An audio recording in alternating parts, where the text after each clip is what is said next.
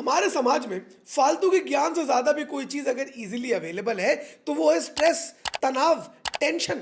मतलब तुम लोग खुद सोचो भाई, तुम्हारी लाइफ का ऐसा कौन सा एस्पेक्ट है जिससे तुम लोगों को कोई टेंशन ना हो। पैसा लगाकर चिल करने के लिए बेहतरीन बड़ी गाड़ी खरीदी, लो इसकी माँ का बाइक वालों से छिलने का टेंशन। हाथ पैर जोड़ के मुसीबत से एक प्रेमिका सेट हुई, लो इसकी माँ का, उसकी कास्ट का, उसकी रिलीजन का टेंशन। अबे भैया खुश होने के लिए क्रिकेट देखना शुरू करा, लो इसकी माँ का वहां ऑस्ट्रेलिया का टेंशन।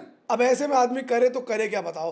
हक्का नूडल और मंचूरियन भी मंगा लेता है ना, तो लो इसकी माँ का वहां अजीनामोटो का टेंशन। ले देख एक आईपीएल बचा था भाई साहब, जहां कोई टीम जीते कोई टीम हारे कोई फर्क नहीं पड़ता, लो इसकी माँ का वहां 21 रुपए की टीम बनाने का भी टेंशन। बेसिकली थोक के भाव जो इतनी ज्यादा टेंशन है हम लोगों को मिल रही है, असली स्टार्टअप का आइडिया तो भाई साहब टेंशन दूर करने का है। ये कहाँ एप्पल वाले 1-1 मेगापिक्सल का कैमरा बढ़ाते रहते अपने फोनों में। अबे भाई टेंशन कम करने का कोई फीचर निकाल दो, धड़ाधड़ बिकेगा तुम्हारा फोन। क्योंकि टेंशन फ्री होने के अपने पास साधन बहुत कम है। ले दे के अपने पास साधन एक है, वो है एंटरटेनमेंट। और एंटरटेनमेंट के नाम पे तो भाई साहब जो खिलवाड़ हमारे साथ हो रहा है, जो क्रिंज, जो कचड़ा हमारे मुंह पे पोता जा रहा है, उससे तो जनता हाथ धो ही चुकी है। ऐसे में जब शो आया पंचायत, जनता को काफी ज्यादा मजा आया, बिकॉज वो एग्जैक्टली यही करता है जो और कोई नहीं कर पाता, टेंशन फ्री कर देता है। पंचायत का तीसरा सीजन आया अमेजॉन प्राइम वीडियो पर कल रात को। मैंने आज सवेरे से उसको देखना शुरू करा और अगले 5 पॉइंट्स में मैं आप लोग को बताऊंगा मुझे शो कैसे लगा और क्यों। Well that's because I am Jain, मेरे पास कोई काम धाम थोड़ी है।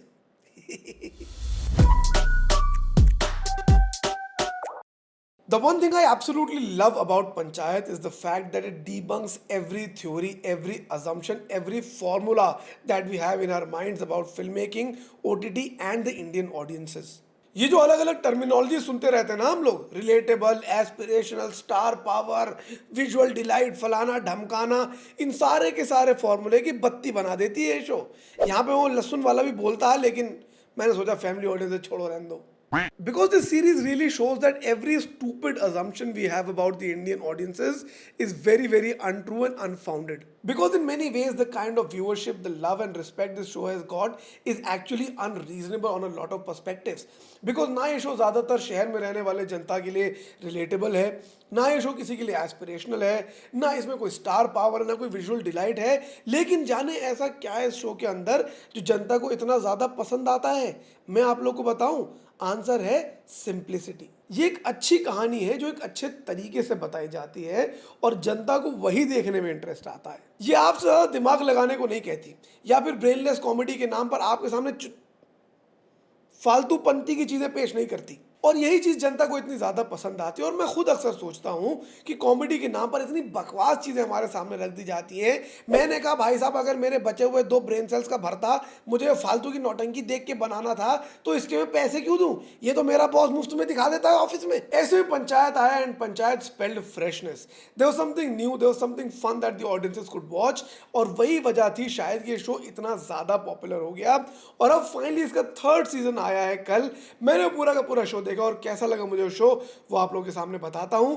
और सबसे पहले शुरुआत करता हूं पॉइंट नंबर 1, यानी कि the plot of the show से। जिन लोगों ने इससे पहले पंचायत की कोई एपिसोड नहीं देखे उनके लिए थोड़ा सा रिवाइंड कर देता हूं। बाकी आप लोग जो समझदार लोग हैं, जो पहले देख चुके हैं, आप लोग 10-15 सेकंड स्किप भी कर सकते हैं। मैं पहले से बता दूं, काहे को तुम फालतू में मेरी खरखर सुनोगे।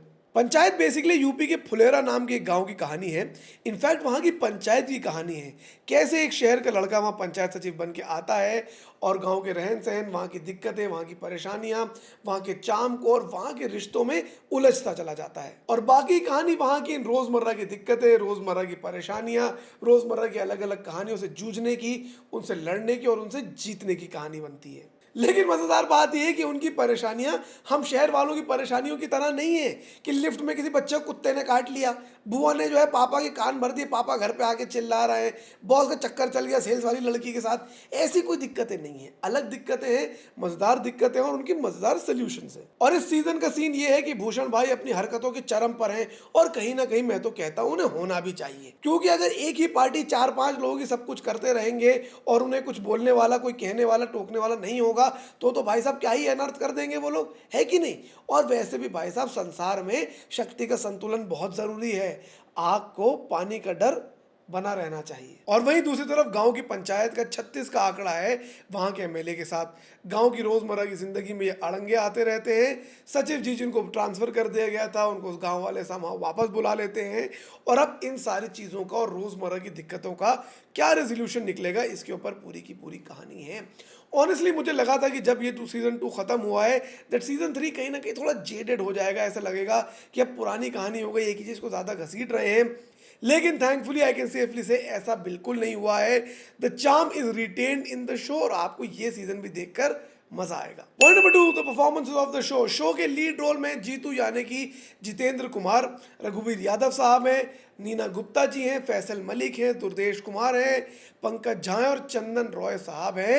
एंड नीडलेस टू से शो की एक एक परफॉर्मेंस बहुत ही बेहतरीन है। भाई ऐसे ही भाई साहब इंडियन टीम के साथ हो जाए कि एक एक परफॉर्मेंस बहुत ही बेहतरीन हो जाए तो भाई जून अच्छा गुजर जाए मुझे मेरा। हालांकि इस शो के सारे एक्टर्स बहुत अच्छे हैं, लेकिन I specifically want two point out Faisal Malik for this season. इस शो के पूरे ड्यूरेशन में किसी भी कैरेक्टर की लाइफ में और उनकी पर्सपेक्टिव में इतना ज़्यादा चेंज नहीं आया है। उनका कैरेक्टर जो पहले एपिसोड में था वैसे ही चलता चला आ रहा है, लेकिन इस सीजन में फैसल मलिक के कैरेक्टर के साथ एक बहुत अलग सी चीज़ होती है। और वो जो उनकी कैरेक्टर में स्विच आया है वो उन्होंने बहुत ही अच्छे तरीके से निभाया है। नेचुरल भी लगता है, बहुत ही इंटेंस भी लगता है, और वो देख के लगता है कि एक जेन्युइन एक्टर निकल कर आता है।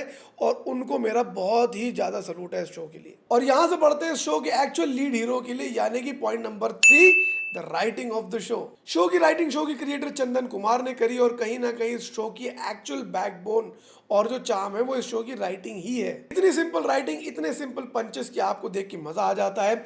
और मजेदार बात मुझे ये लगती है कि इस शो के अंदर कोई कॉमिक सीन नहीं लिखा गया है, कोई कॉमिक कैरेक्टर नहीं लिखा गया है, बल्कि रोजमर्रा की चीजों से ही कॉमेडी निकल कर आती है जो आपको गुदगुदा कर चली जाती है। कॉमेडी कहीं भी फोर्स नहीं है, कॉमेडी कहीं भी फालतू की नहीं है, कॉमेडी कहीं भी बिना सर पैर की नहीं है, छिछोरपंथी कॉमेडी नहीं है। बहुत ही सिंपल स्ट्रेट फॉरवर्ड कहानी के अंदर की जो कॉमेडी है वो निकल कर आती है। और मैं हमेशा ये कहता हूँ भाई साहब, जो लाइफ की कॉमेडी है ना उससे बढ़िया कॉमेडी कहीं नहीं होती। देखो हमारे साथ कैसी कॉमेडी हो रही है।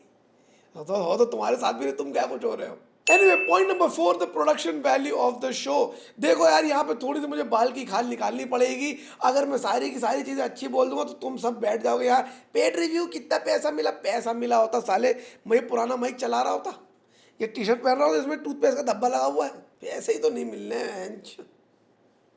Sorry sorry. पर यहाँ पे मुझे शो की एक थोड़ी सी दिक्कत लगी, वो ये थी कि शो का प्रोडक्शन वैल्यू बहुत ज़्यादा निकल कर नहीं आया।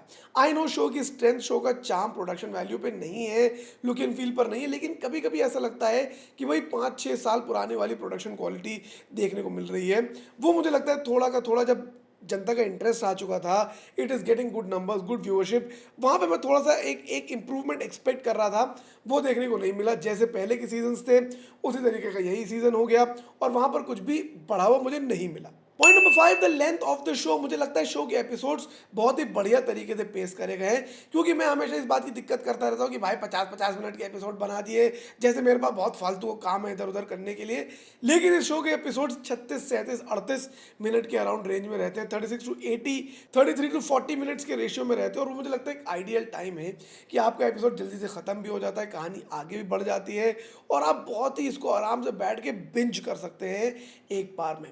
मुझे पंचायत का नया सीजन भी काफ़ी ज़्यादा अच्छा लगा, और मुझे लगता है कंप्लीट फैमिली वॉच है, जो कि बहुत रेयर है आजकल इंडियन ओटीटी पे देखना।